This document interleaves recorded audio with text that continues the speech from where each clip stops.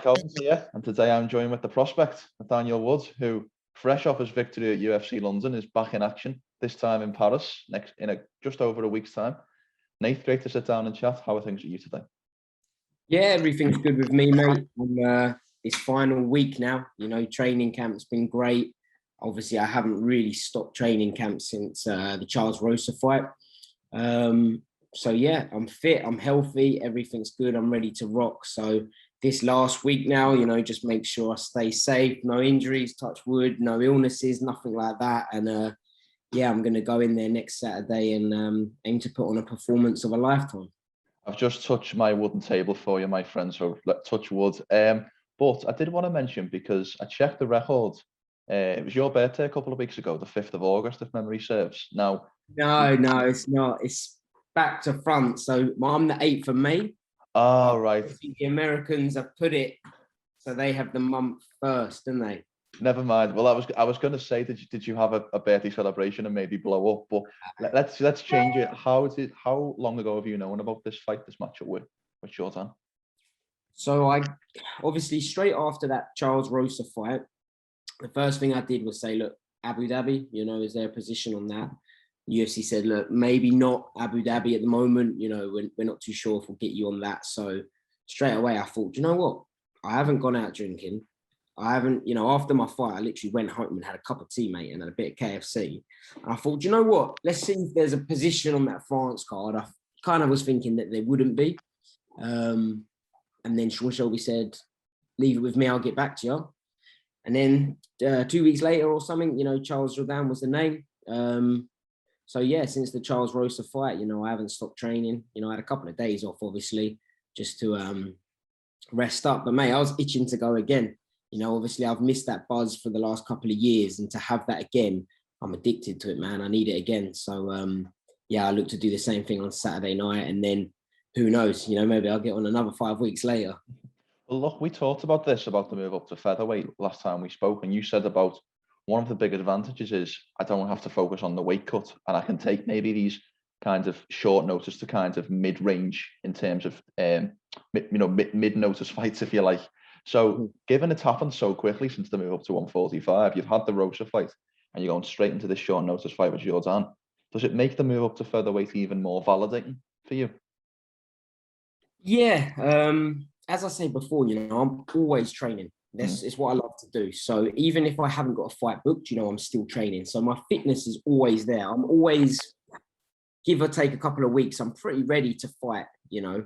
But I'm never ready to make weight. You know, my weight goes straight up after a fight, whether I'm eating healthy or not. You know, I just balloon up. And yeah, you know, here we are now. I'm able to take a fight on 5 weeks' notice. You know, don't get me wrong, I still have to cut weight, but nowhere near as much as what it would take to get down to 135. So yeah, you know, I'm able to be active and do what I love to do. And you know, I've always said to people, if I could, I'd fight every week. You know, as long as obviously I'm not injured and I'm not cutting that silly amount of weight.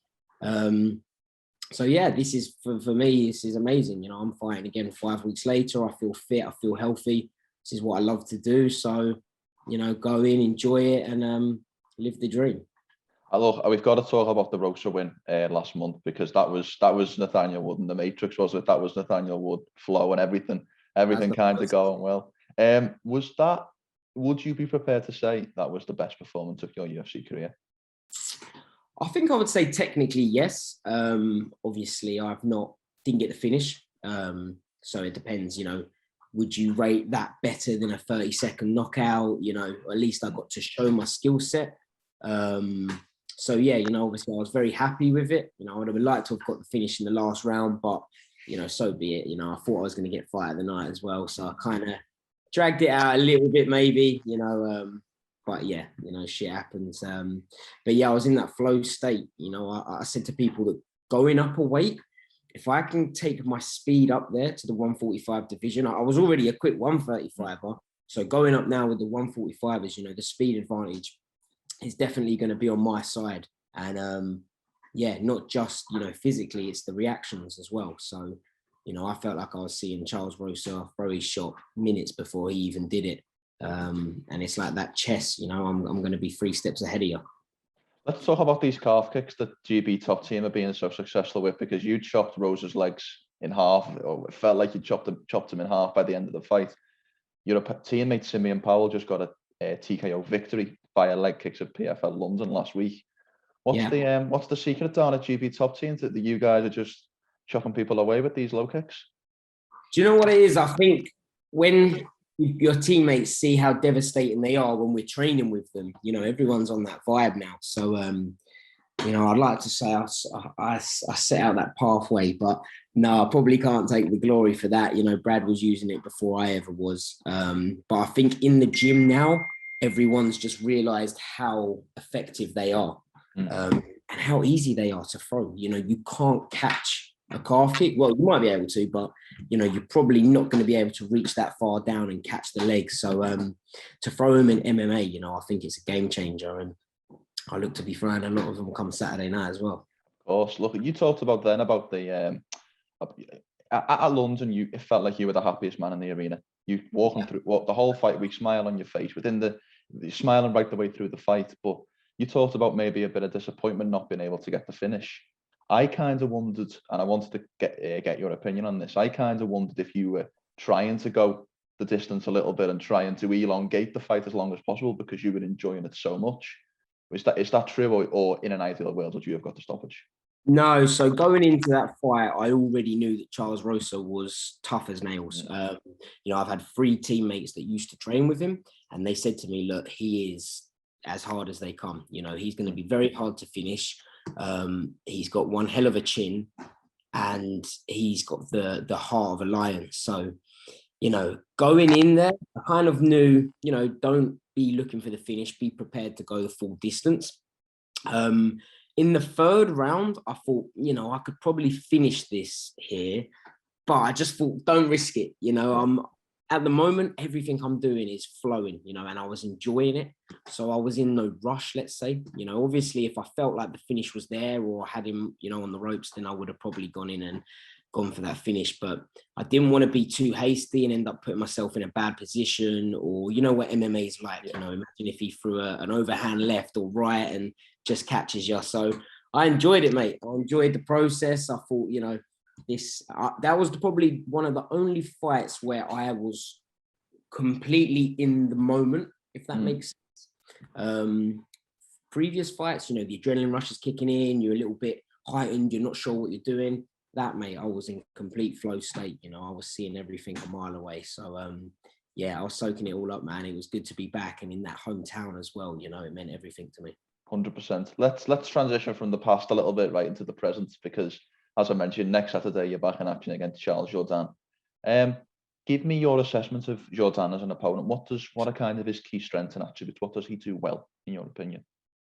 I think he's very similar to me, where he's obviously got grappling skills. I'm not going to say that he hasn't, but he prefers to strike. He likes to be in a fight. He likes to come and bang, and he's obviously got a good skill set as well. He's not a wild striker. He's quite reckless. Like, he throws quite unusual stuff like spinning kicks or spinning punches. But yeah, that I'm totally down with that. I like to think that my technical striking ability is going to be too much for him. And it's an exciting fight. I think we're going to meet in the middle and we are going to bang. So I believe that I'm going to see the shots, and hopefully this fight I'm going to get that finish. Jourdain is coming off a loss against Shane Burgos in a kind of controversial decision. A lot of fans thought that Jourdain maybe deserved the nod. How did you score his last fight? Did you think he should be coming off a W going into this one? So in that fight, I think he looked very skillful against Shane. In these striking exchanges, he looked like he was the better guy, especially in the 3rd round. But Shane, I think, took his back, 2 rounds? Yeah. And it's, the way MMA judges score it, come on, man. How can you say he didn't win? So Shane won, at 100%, because he took his back, he controlled him for the majority of the round. Although in the stand-up, Charles was looking good. If they ran it back, who knows? If Charles never gave up his back for that majority of that round, then probably he would have won. But it's the MMA judges, man. You can't leave it to them. 100%. Well, you could last month, to be fair, Nate, because that was a pretty one-sided fight. So maybe in some instances you can. But I was having a little bit of a look at Jourdain's record in the UFC because he's kind of become a cult hero, a kind of very much a fan favorite in a lot of ways. But if you look at his record in the promotion, he's 4 wins, 4 losses, and 1 draw. So what have you he's had very much up and down, win, loss, win, loss. So what has kind of your opinion been on his UFC run thus far? I think it's just MMA, man. You know, some of them fights he got unlucky. His fight against I've forgotten the guy's name now that he got submitted. Rosa. Yeah, you know, that was pretty back and forth, you know, got caught in a submission. The Shane fight, you know, it was close, but, you know, in my eyes, he just lost that, you know, obviously split decision. It was a close fight. So, yeah, you know, he's not been super dominant with his fights. And also, I'm not sure how quick he's taken fights because, you know, at this moment, he's taken this fight with me on short notice as well. He fought a week or 2 weeks before me. Yeah. So I'm not sure how long he took fights on. You know, there's so much that can go into it. But yeah, man, I'm feeling confident, and I'm feeling confident that I'm going to put another loss on his record. Obviously, one thing we talked about is in the move up to featherweight was kind of the strength advantage that some of these guys may potentially have over you. Now, I know the sample size is small. You've only had 1 fight at featherweight, but how did the Rosa fight feel in terms of strength, in terms of kind of your physicality in there, now moving up to featherweight? Mate, felt fine. You know, so that first exchange, I think it was in the first minute, Charles went for some sort of takedown. You know, I scooped out and just kind of butt dragged him off. And it was at that moment I thought, yeah, we've got this. You know, I've got this in the bag. I didn't feel outstrengthed or anything, honestly. If anything, I just felt that the speed was there. Don't get me wrong, you know, there wasn't much grappling involved, so, you know, maybe things would have been different, but I'm with 145ers and 155ers every day in the gym. So if I can handle myself with them, there's no different in the fight. You know, they're not going to be stronger than the teammates that I've had preparing for this fight. So, yeah, you know, I can't see any issues with it. And if there ever was a time where I was like, you know, this guy's too good for me, I'm not going to blame the weight. You know, there's the technique is so much more to it than just a couple of kilos. Yeah, 100%. One advantage you've got going into this fight is obviously travel, which is a nice change for Brits, especially with you, Nate, because obviously I know you had the fallout with the previous London cards, but you've had this advantage over your opponents where they're traveling to you.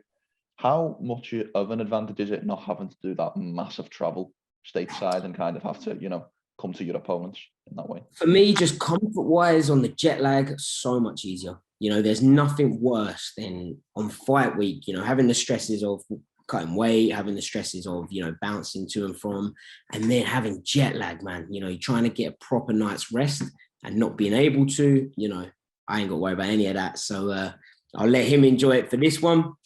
But yeah, obviously being at my hometown, London, I don't even stay in the UFC hotel. You know, I stay at home with my missus and with my dog. So yeah, you know, I get them home comforts. So 100% I'll be trying to get on every London card if I can. Have you ever been to Paris before? And if so, and I know you won't be able to do much sightseeing because it's a business trip, but have you ever been to the capital of France? I've never been, no. So I'm looking forward to going there. And then after the fight, I'd like to go and try a nice croissant or something like that. And yeah, find out what the culture's like. 100%. Well, I'll leave you at one final topic because I know you're a busy man. It was a great night for the British MMA last Saturday. We obviously had wins with Brendan Loughnane on the PFL, but we also had a massive win in the UFC main event, UFC 278, with Leon Edwards capturing the crown over Kamaru Usman. So I'd like to know, how did you watch that fight? Was it live or was it the next morning? And what was your initial reaction when you saw the knockout? It was the next morning, mate, because I can't hack them 4 a.m. wake up calls, man. I'm a miserable sod when I don't get my sleep. So yeah, I'll watch it the next day, and man, you know, that was one hell of a head kick. So yeah, hats off to Leon. You know, that was spectacular. Is it extra motivating for you as a British fighter seeing another Brit lift a world title? Does that add any extra motivation that, you know, us guys over here in Britain, we can do this? I wouldn't say it was motivation, because I believe I'm motivated enough as it is. Yeah. You know, I don't need someone else's success to kind of, you know, of course.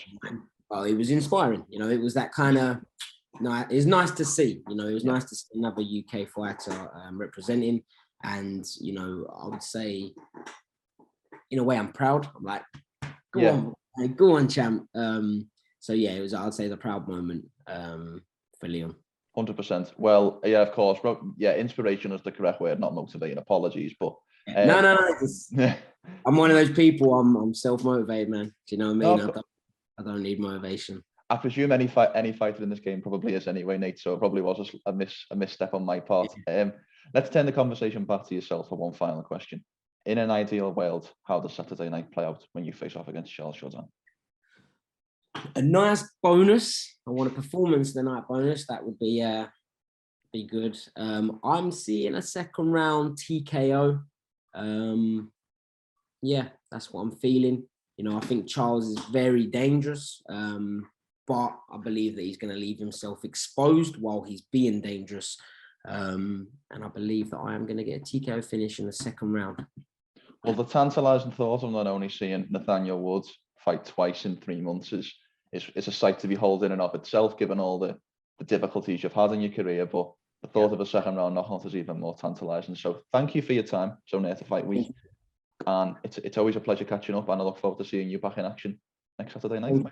Thanks for having me, as always. Before we finish, Nate, how can people find you on social media, and anything you'd like to plug or sponsor? The floor is yours for the last word. So follow me at The Prospect MMA on Instagram, TikTok as well. I'm on TikTok, so give me a follow on that, and Twitter as well. And make sure you tune in next Saturday, September the 3rd, on the Paris UFC card. Make sure to subscribe to the LowKick MMA YouTube channel for all the latest news, event previews, and interviews with some of the biggest stars in MMA.